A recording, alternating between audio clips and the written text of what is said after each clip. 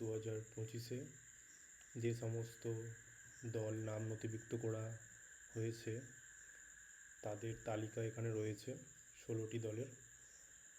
আগামী 23শে মে আমাদের এই 16টি দলের মধ্যে লটারি করা হইবে। তো সেই লটারিটি কিভাবে করা হইবে সেটার জন্য এই স্ক্রিন শেয়ারটি করা। তো চলো সেটা দেখাই যে কিভাবে আমাদের লটারিটি করা হইবে। এখানে আমাদের টোটাল 16টি কার্ড রয়েছে। প্রত্যেকটি কার্ডের মধ্যে আলাদা আলাদা নাম্বার রয়েছে। 8টি নাম্বারই রয়েছে, দুবার করে রয়েছে। 2, 1, 2, 2, 2, 3 এইভাবে 2, 8 পর্যন্ত রয়েছে 16টি কার্ডের মধ্যে।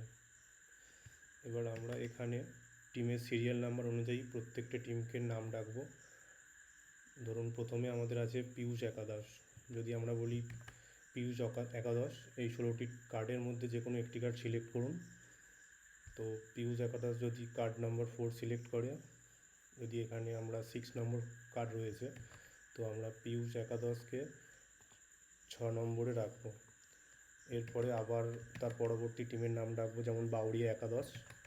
বাউরিয়া একাদশ এখান থেকে যে কোনো একটি কার্ড সিলেক্ট করতে পারবে এবং সেই কার্ডের নাম্বারটা আমরা লিখব। এইভাবে প্রত্যেকটি টিমের একটা একটা করে নাম ডাকা হবে এবং তারা কার্ড সিলেক্ট করবে। এইভাবে আমরা লটারির মাধ্যমে টিম সিলেকশন করব। এখানে আমরা নিজেরাও জানি না যে কোন কার্ডের ভেতরে কোন নাম্বার থাকবে, কারণ আমি যদি রিফ্রেশ করি এটা বারবার চেঞ্জ হতে থাকবে, কারণ এখানে আছে 7, এরপরে 3 আছে। আমরা নিজেরাও জানবো না যে আমাদের কার্ডের পেছনে কী আছে।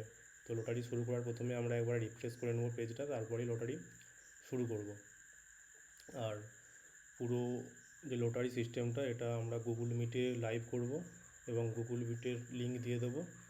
টিমের সবাই এই গুগল মিটে জয়েন হতে পারবে, এমনকি বাইরের লোকেরাও জয়েন হতে পারবে, কিন্তু শুধুমাত্র টিম থেকে একজন করেই ভয়েস অন করে অ্যানসারটা দিতে পারবে।